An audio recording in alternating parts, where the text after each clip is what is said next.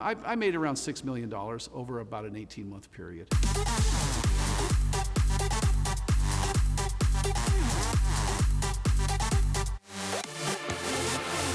In 2005, I got a call from a friend of mine who's a car broker, classic car broker, and he told me there's this collection in Central Florida.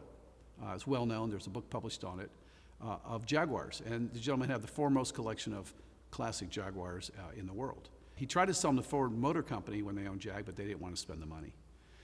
And the gentleman was ready to part with his collection, but he wanted to know it was going to go to a good home. And I have a museum, a microcar museum. So we sent him information about my museum, and we told him it was going to go into a museum. And he was enchanted with that and curious, and he invited me to come down and take a look at his collection. So I went down 2 days later. It was on a Friday morning, and his name is Walter Hill. He's, I think, passed away since. And I met him in an orange grove. His building was in the middle of an orange grove. And the reason he was selling it, I found out later, was he had to vacate the building. The owner of the orange grove had it sold, and Walter didn't have a place for his cars anymore. And there were about 35 cars in his collection. He had spent the last 50 years collecting these cars. Not only did he have cars, he had engines that belonged to Rolls Royces, vintage Rolls Royces, on stands. He had 12-cylinder Jaguar engines, where some of them were prototype engines. One of them, actually, is a funny story, belonged to another XKSS in England, and they've been searching for this engine for 20 years. So there's quite a story just to that one engine. So I went there. We arrived by private plane. I chartered a little propeller plane, flew into the little Orange Grove airstrip they had out there. Met him at 8:30 in the morning, and I've never done this before, and I've chased a lot of cars. I've chased over 1,000 cars in my life around the world. I stood on my feet on cement floors literally for 14 and a half hours, without bottled water, without food, without any break, basically charming this older gentleman on his cars, which I've never seen before, and never even heard of some of them, and charming him about my museum and how they would go to a good home. And he mentioned to me that he'd been offered $9 million. I later found out it was 8, not 9, and that it would take $9.5 million to buy the collection. That took 7 hours to get that out of him. So I knew by then I wanted the collection, because before I arrived, the day before with my friend, we went through the list of cars and put values to them, current market values. There were 2 XKSSs. There was a Jaguar lightweight. There was a C-type, a D-type.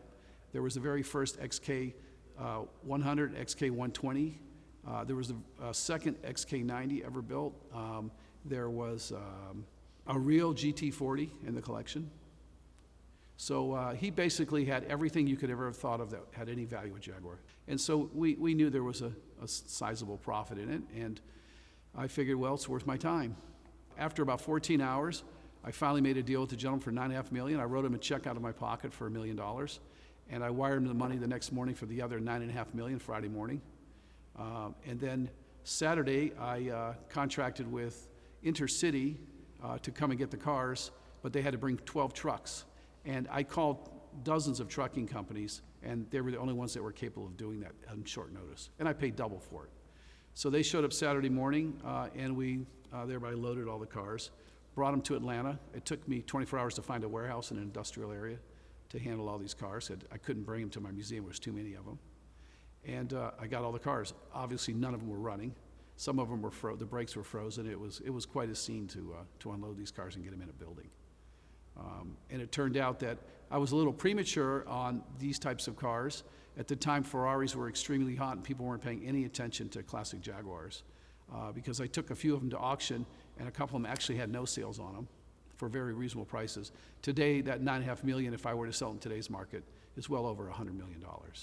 But again, back in 2005, 2006, there weren't a lot of serious Jaguar collectors like there are today, because an XKSS today is in excess of 12 to 15 million. A C-type is in excess of 12 million. The last D-type sold was around 15 million. So in a lightweight, 20 million.